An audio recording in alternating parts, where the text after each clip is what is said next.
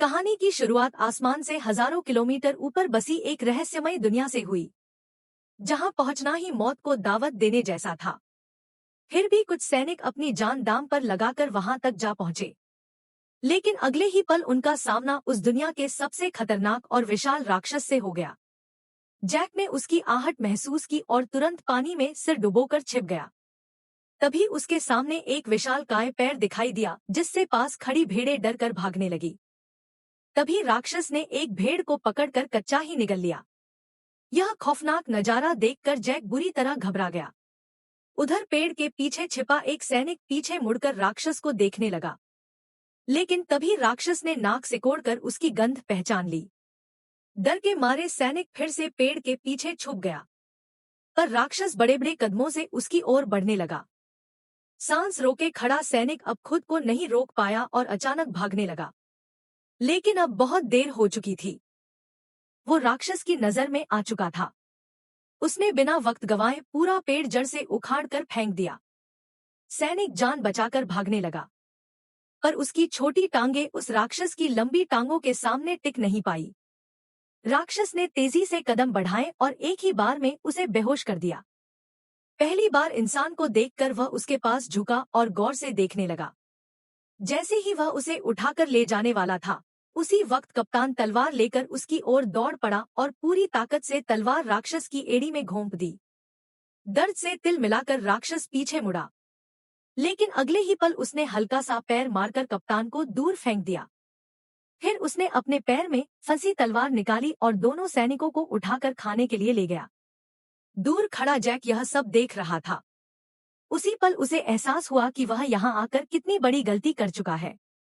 दरअसल कुछ समय पहले जैक को एक पादरी की मदद से कई जादुई बीज मिले थे, लेकिन जैसे ही उसकी गर्लफ्रेंड जो एक राजकुमारी थी जब जैक से मिलने आई, तभी उन बीजों में से एक बीज पानी के संपर्क में आते ही तेजी से बढ़ने लगा, जिससे अचानक पूरा लकड़ी का घर जोर जोर से हिलने लगा और नीचे से अजीब डरावनी आवाजें आने लगी। दोनों डर के मारे वहां से हिल भी नहीं सके और तभी अचानक जमीन फट गई और एक विशाल बेल घर को चीरते हुए आसमान की ओर बढ़ गई।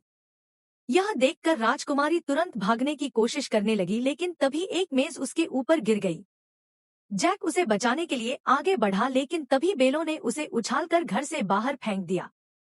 उसी पल एक लकड़ी का दरवाजा अचानक खुल गया और राजकुमारी को एक रास्ता दिखाई दिया, लेकिन जैसे ही वह बाहर भागने लगी, उसी समय बेल ने अचानक दरवाजा बंद कर दिया। राजकुमारी दरवाजा खोलने की कोशिश करने लगी, लेकिन दरवाजा जरा भी नहीं हिला। यह देखकर जैक ने बेलों को काटने के लिए तुरंत एक कुल्हाड़ी उठा ली, लेकिन तभी अचानक पूरा घर जड़ों समेत उखड़कर आसमान की तरफ बढ़ने लगा। ठीक आखिरी पल में जैक ने छलांग लगाकर किनारे को पकड़ लिया, लेकिन बेलें इतनी तेजी से बढ़ रही थी कि कुछ ही सेकंड में घर हजारों मीटर ऊपर पहुंच गया। जैक पूरी ताकत से कुल्हाड़ी चलाकर बेल को काटने लगा। जैसे ही बेल टूटी, राजकुमारी ने तुरंत दरवाजा खोल दिया, लेकिन अगले ही पल उसके पैरों के नीचे की लकड़ी टूट गई और हाथ पकड़ने के बावजूद वह 10,000 मीटर की ऊंचाई से नीचे गिरने लगा।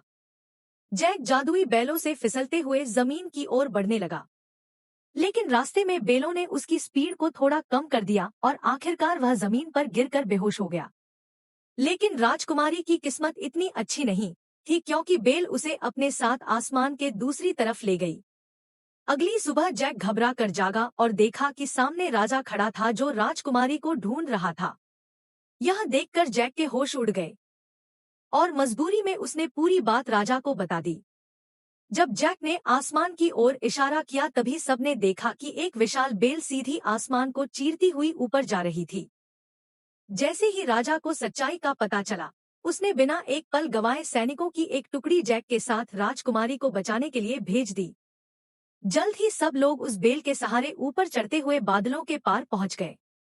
फिर कप्तान ने आगे बढ़कर एक तरफ से दूसरी तरफ स्लाइड करना शुरू किया, क्योंकि राजकुमारी तक पहुंचने का यही एक रास्ता था। मजबूरी में जैक ने अपनी बेल्ट उतार कर खुद को तैयार कर लिया, लेकिन जैसे ही वह आगे बढ़ने की सोच ही रहा था, तभी पास खड़े घुंघराले बालों वाले आदमी ने उसे जोर से लात मारकर आगे धकेल दिया। इतनी ऊंचाई देखते ही जैक की हालत खराब हो गई और बीच रास्ते में स्लाइड करते वक्त उसके हाथ अचानक छूट गए और वह सीधे नीचे जा गिरा, लेकिन किस्मत से बीच रास्ते में बेलों ने उसे थाम लिया। होश में आते ही वह बिना रुके फिर से ऊपर चढ़ने लगा। ऊंचाई पर पहुंचते ही मौसम पूरी तरह बिगड़ गया। चारों तरफ तेज तूफान और कड़कती बिजली थी। तभी अचानक एक झटकेदार बिजली सीधे एक सैनिक पर गिर गई, जिससे वह फिसल गया और बाकी सैनिक उससे टकराकर नीचे गिरने लगे। लेकिन आखिरी पल में एक सैनिक ने रस्सी को मजबूती से पकड़ लिया, जिसकी वजह से बाकी लोगों की जान किसी तरह बच गई। लेकिन जो सैनिक नीचे गिरे थे वे अब हवा में लटके हुए थे। अगर उन्हें तुरंत ऊपर नहीं खींचा गया तो पूरी टीम खतरे में आ सकती है। तभी रेड्रिक पास खड़े उसके साथी से बोला कि रस्सी काट दो। उस आदमी को यह आइडिया अच्छा लगा और उसने तुरंत अपने पैर से छुपा हुआ चाकू निकाल लिया। नीचे लटके सैनिक ऐसा ना करने के लिए गिड़गिड़ाने लगे, लेकिन उसने बिना दया दिखाए रस्सी काट दी और लटके सैनिक 10,000 फीट की ऊंचाई से नीचे जा गिरे। किसी तरह बाकी बचे सैनिक ऊपर तक पहुंच गए और तब तक सुबह भी हो चुकी थी। जैक ने जैसे ही पीछे मुड़कर देखा वह पूरी तरह हैरान रह गया, क्योंकि बादलों के ऊपर एक विशाल दुनिया मौजूद थी और यह नजारा देखकर सब लोग उस तरफ बढ़ने लगे। तभी कप्तान को जमीन पर ताजे पैरों के निशान दिखाई दिए, जिससे उसने अंदाजा लगाया कि राजकुमारी नीचे नहीं उतरी बल्कि यहीं कहीं है। और जब सब लोग गुफा से बाहर निकले तभी सामने का नजारा देखकर कप्तान दंग रह गया, क्योंकि यह दुनिया उम्मीद से कहीं ज्यादा विशाल थी। सभी लोग आगे बढ़ते हुए इलाके की जांच करने लगे। तभी उनकी नजर पेड़ों की टहनियों पर पड़ी। उन्हें वहां राजकुमारी के छोड़े हुए निशान मिले। उसी दौरान जैक को जमीन पर वही किताब भी मिल गई जो उसने राजकुमारी को दी थी। तभी उनकी नजर टूटी हुई टहनियों पर पड़ी और इसी से उन्हें अंदाजा हो गया कि राजकुमारी को कोई खतरनाक जीव उठाकर ले गया है। इसके बाद सभी लोग दो टीमों में बंट गए और अलग अलग दिशा में राजकुमारी को ढूंढने निकल पड़े। रास्ते में जैक और उसके साथी एक नदी के पास पहुंचे जहां उन्हें मोटी ताजी भेड़ों का झुंड दिखाई दिया। कई दिनों से भूखे होने की वजह से उन्होंने एक भेड़ को पकाने का सोचा, लेकिन जैसे ही वे भेड़ पकड़ने की कोशिश करने लगे तभी गलती से पास में लगा हुआ जाल एक्टिव हो गया। जैक ने तुरंत अपना चाकू निकाला और पूरी ताकत से जाल काटने लगा। उधर कप्तान भी रस्सी काटने की कोशिश कर रहा था, लेकिन तभी उसकी नजर एक अजीब चीज पर पड़ी। पास के सारे कौवे अचानक घबरा कर उड़ गए और सारी भेड़ें भी एक साथ दूसरी दिशा में भागने लगी। कप्तान को कुछ शक हुआ पर वह फिर भी रस्सी काटता रहा और जैसे तैसे वे दोनों जाल से निकल आए। लेकिन तभी जंगल से डरावनी आवाज गूंज उठी और उसी पल एक विशालकाय दानव उनके सामने आया और दोनों सैनिकों को पकड़कर अपने साथ ले गया। जैक चुपचाप दानव के पीछे पीछे चलने लगा ताकि सही मौका मिलते ही उस साथियों के साथ राजकुमारी को भी बचा सके। दूसरी तरफ रेड्रिक दोनों सैनिकों के साथ एक चट्टान के किनारे पर पहुंच गया।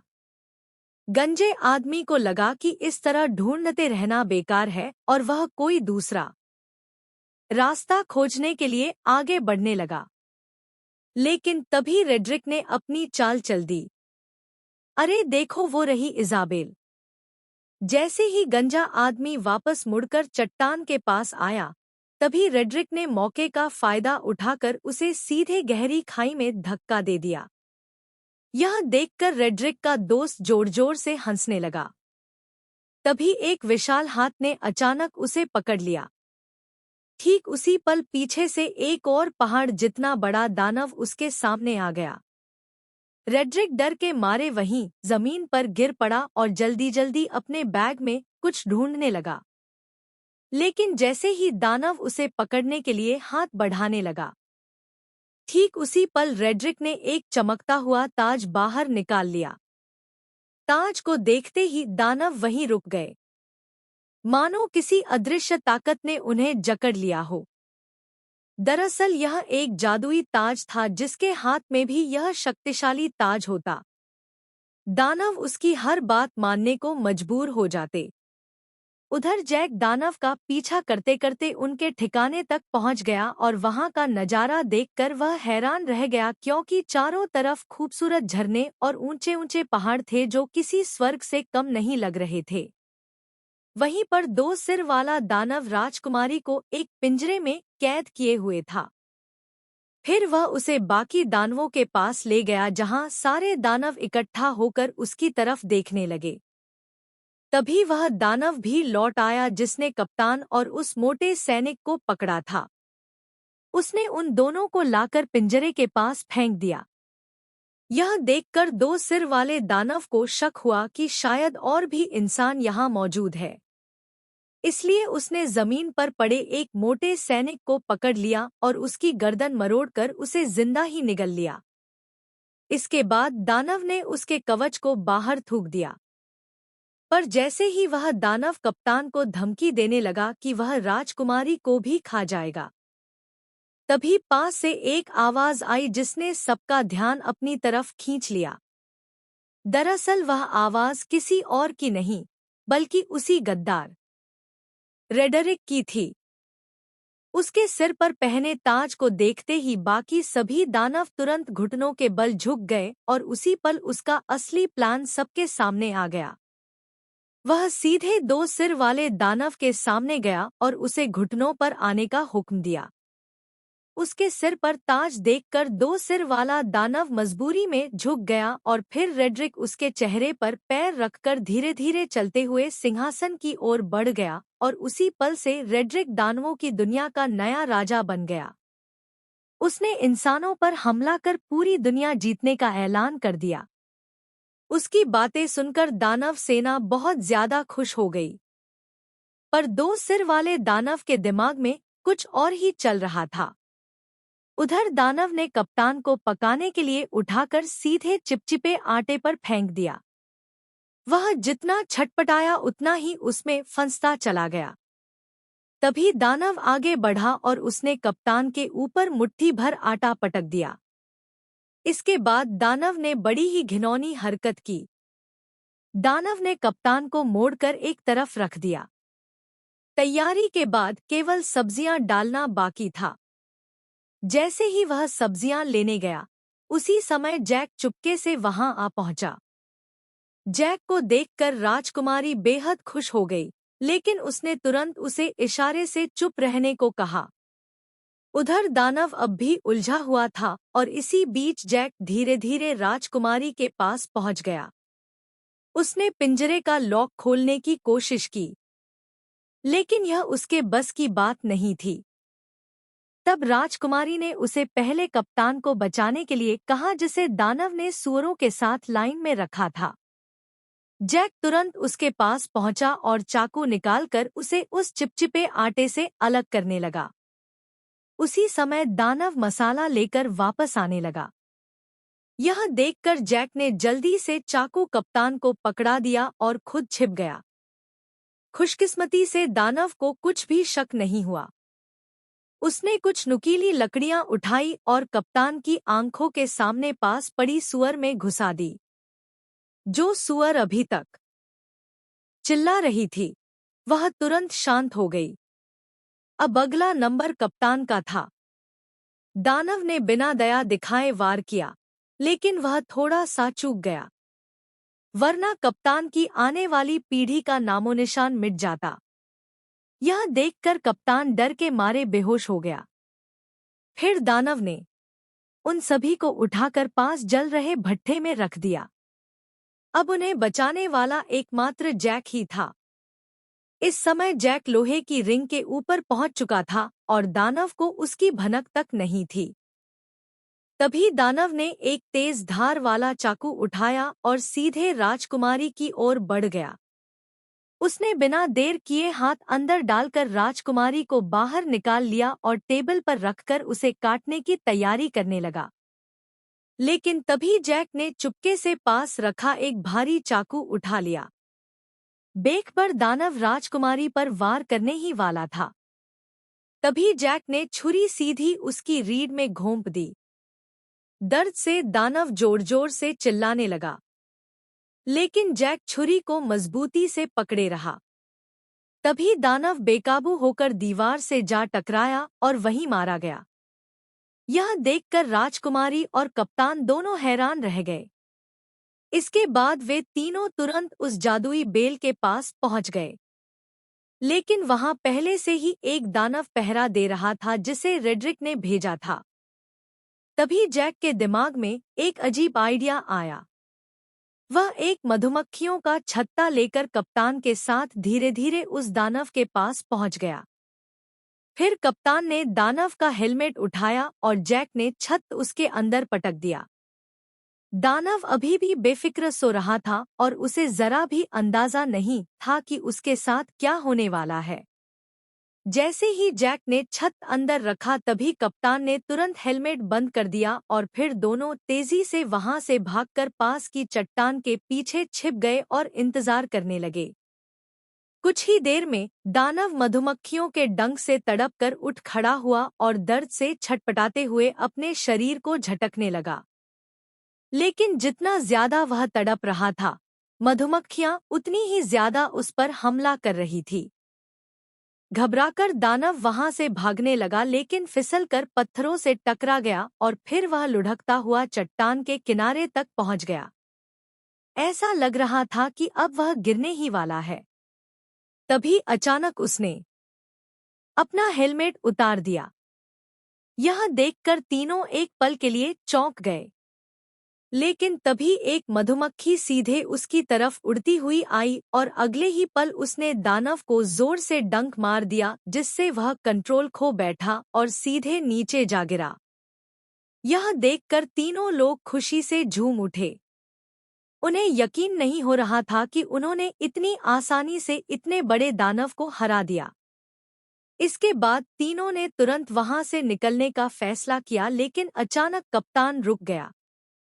उसने बताया कि उसे रेड्रिक से ताज छीनने के लिए यहीं रुकना पड़ेगा।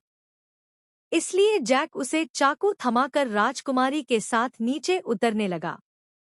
उसी समय दानव बैलों से टकराते हुए आखिरकार नीचे आ गिरा। तेज आवाज सुनकर राजा तुरंत अपने टेंट से बाहर आया और इस खतरनाक दानव को देखकर घबरा गया। अचानक गांव के लोग भी वहां इकट्ठा हो गए। तभी राजा ने ना चाहते हुए प्रजा की भलाई और दानवों को यहां आने से रोकने के लिए एक बड़ा फैसला लिया। उसने तुरंत जनरल को बेल काट डालने का आदेश दे दिया। सैनिकों ने विशाल लोहे की कीलें उस बड़ी बेल में ठोक दी। फिर उन पर मजबूत हुक लगा दिए और कुछ बैलों और घोड़ों की मदद से उसे खींचना शुरू कर दिया। धीरे धीरे वह विशाल बेल जड़ों समेत हिलने लगी। लेकिन इससे पास खड़े सैनिक अचानक खतरे में आ गए। तभी अचानक बीच वाली मोटी बेल भी टूटने लगी। ऊपर खड़े सैनिक नीचे गिरने लगे जिससे चारों तरफ अफरा-तफरी मच गई। उधर जैक और राजकुमारी बेल के सहारे नीचे उतर रहे थे। लेकिन जैसे ही उन्होंने नीचे नजर डाली तो वे डर के मारे घबरा गए क्योंकि बेल बेकाबू हो चुकी थी और किसी भी पल गिर सकती थी। उसी समय जैक ने मौका देखकर राजकुमारी को कसकर पकड़ा और तेजी से एक लटकती डाल को थाम लिया। दोनों हवा में झूलते हुए तेजी से नीचे की ओर बढ़ने लगे। आखिरकार जब वे नीचे गिरे तो घास के ढेर ने उनकी रफ्तार कम कर दी और इस तरह दोनों सही सलामत जमीन पर पहुंच गए। ठीक उसी पल रेड्रिक ने सभी दानवों को इकट्ठा कर इंसानों पर हमला करने की तैयारी की। तभी दो सिर वाले दानव को इंसान का आभास हुआ जिससे कप्तान छिप गया। तभी रेड्रिक ने आगे बढ़ते हुए बैल उगाने वाले जादुई बीज निकाले। लेकिन तभी अचानक कप्तान उस पर टूट पड़ा जिससे जादुई बीज चट्टान पर ही छूट गए और रेड्रिक सीधे नीचे गड्ढे में जा गिरा। रेड्रिक डर के मारे दानवों को पुकारने लगा, जबकि कप्तान उसके सामने लड़ने के लिए तैयार खड़ा हो गया। तभी दो सिर वाले दानव ने बाकी दानवों को उसे बाहर निकालने का आदेश दिया। दानव चट्टानों को तोड़ने लगे और नीचे कप्तान और रेड्रिक के बीच लड़ाई शुरू हो गई। रेड्रिक ने अपनी लंबी तलवार के सहारे कप्तान को गिरा दिया और उसका हथियार दूर जा गिरा।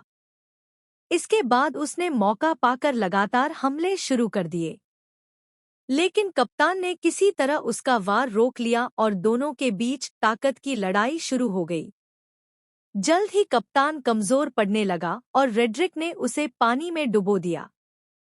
तभी अचानक उसकी नज़र उस चाकू पर पड़ी जो उसकी तरफ बहकर आ रहा था। कप्तान ने सही मौके पर उसे दांतों से पकड़ लिया और तुरंत रेड्रिक के चेहरे पर वार कर दिया। अचानक हुए हमले से रेड्रिक का गुस्सा फूट पड़ा। उसने अपने हथियार के दम पर कप्तान को पीछे धकेल दिया। कप्तान मजबूर होकर पीछे हटता गया और आखिरकार किनारे तक पहुंच गया। तभी रेड्रिक ने उसे एक जोरदार लात मारकर नीचे गिरा दिया, लेकिन कप्तान ने किसी तरह चट्टानों को पकड़ लिया। रेडरिक तलवार को उसके हाथों में चुभ होने लगा ताकि वह खुद नीचे गिर जाए, लेकिन उसने कप्तान की ताकत को कम आंका था। जैसे ही वह फिर से हमला करने लगा, कप्तान ने उसी के हथियार को पकड़कर उसी की टांग में घोंप दिया।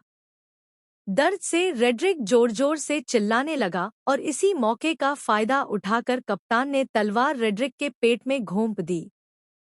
अचानक हुए हमले की वजह से रेड्रिक ने वहीं दम तोड़ दिया।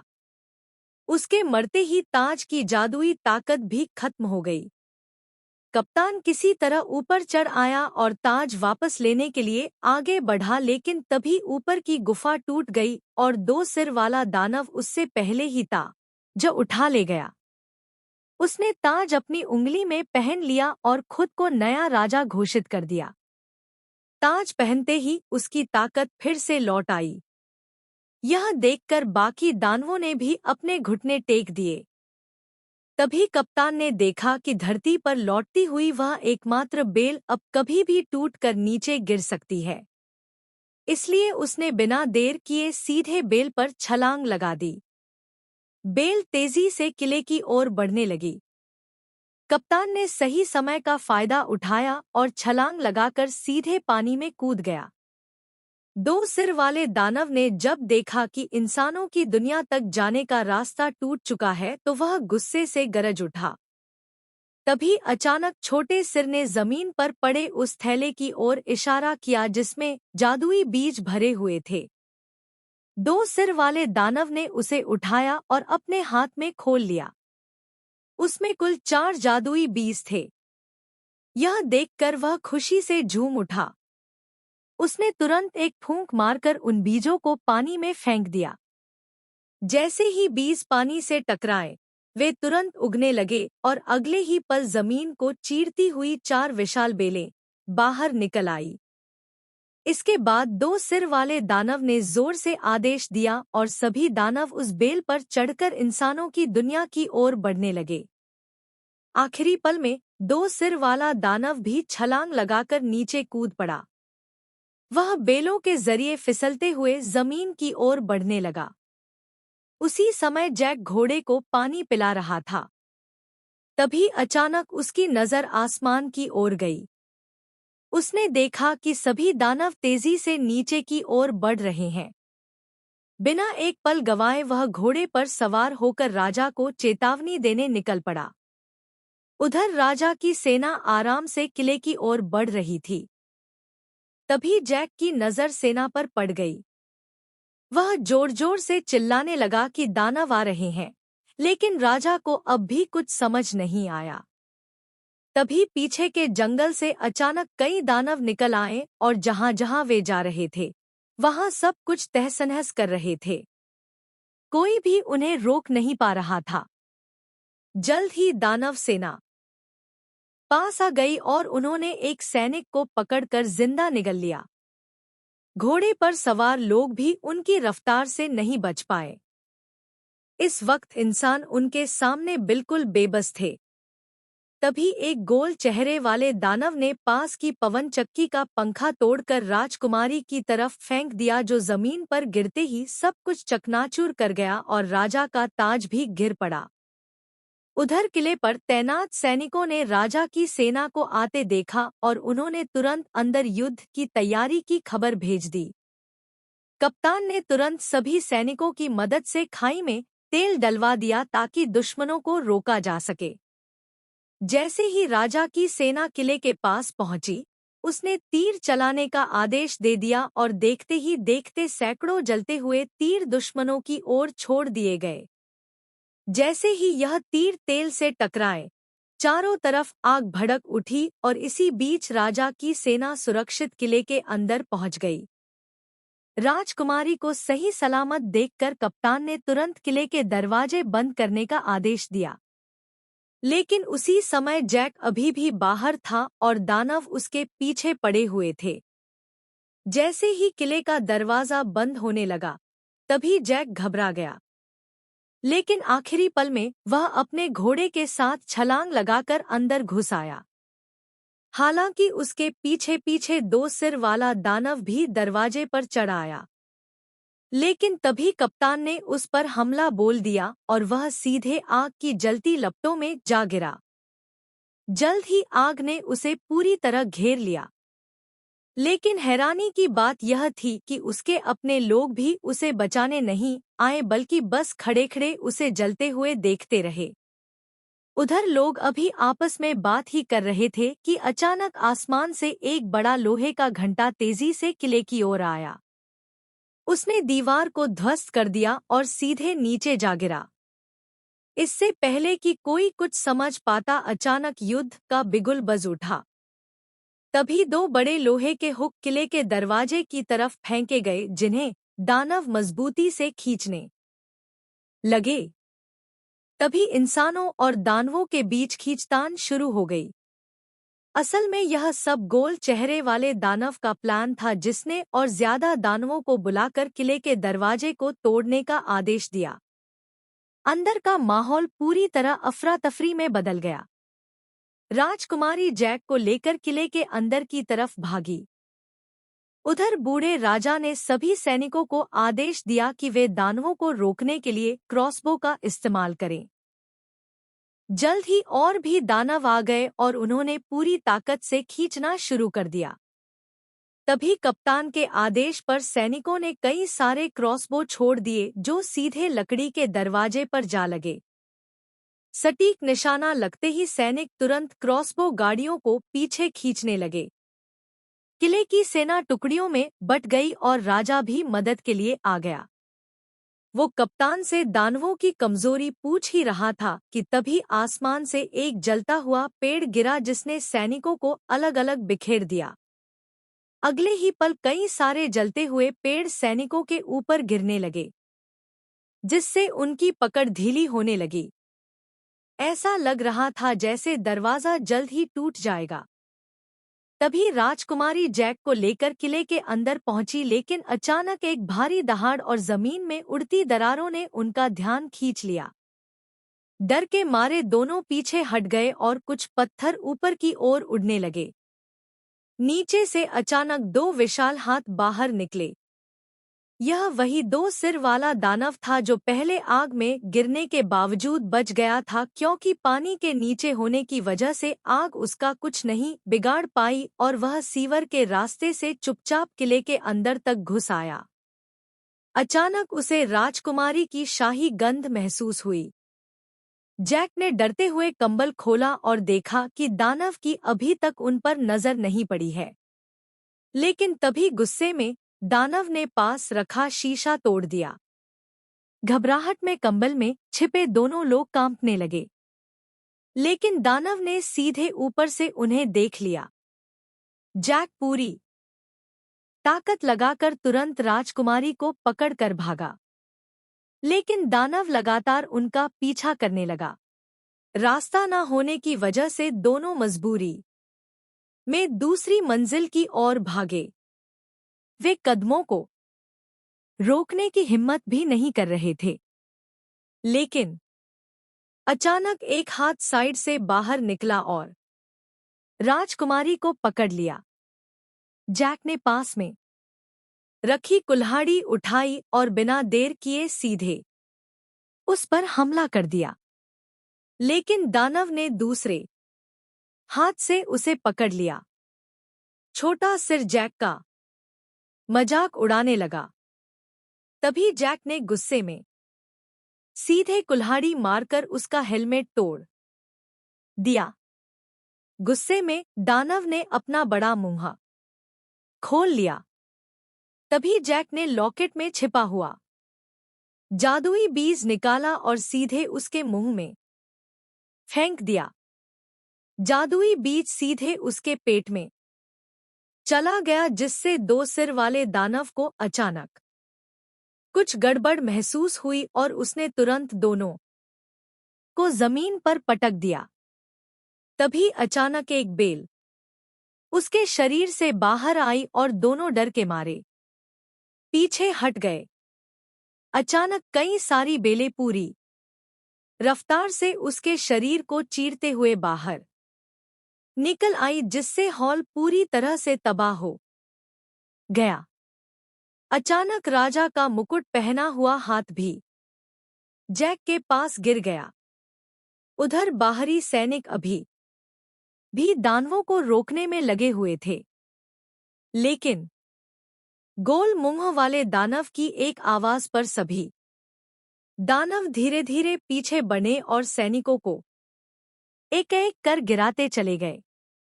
किले का दरवाजा धीरे धीरे खुल गया। कप्तान ने तुरंत सैनिकों से लोहे का दरवाजा बंद करने को कहा।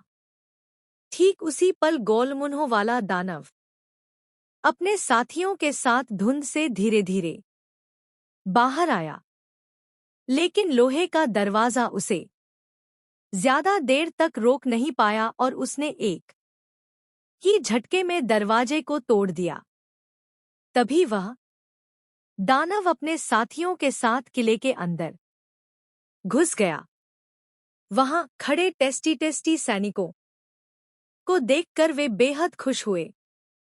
दानव हमला करने ही वाले थे कि पीछे से अचानक आवाज आई और सभी दानवों का ध्यान उस आवाज पर चला गया। दानव ने भीड़ में ध्यान से देखा और अचानक उसने अपना हथियार छोड़ दिया। यह देखकर बाकी दानव भी हथियार छोड़कर सभी इंसानों के सामने घुटनों के बल बैठ गए। कप्तान यह नजारा देखकर चौंक गया।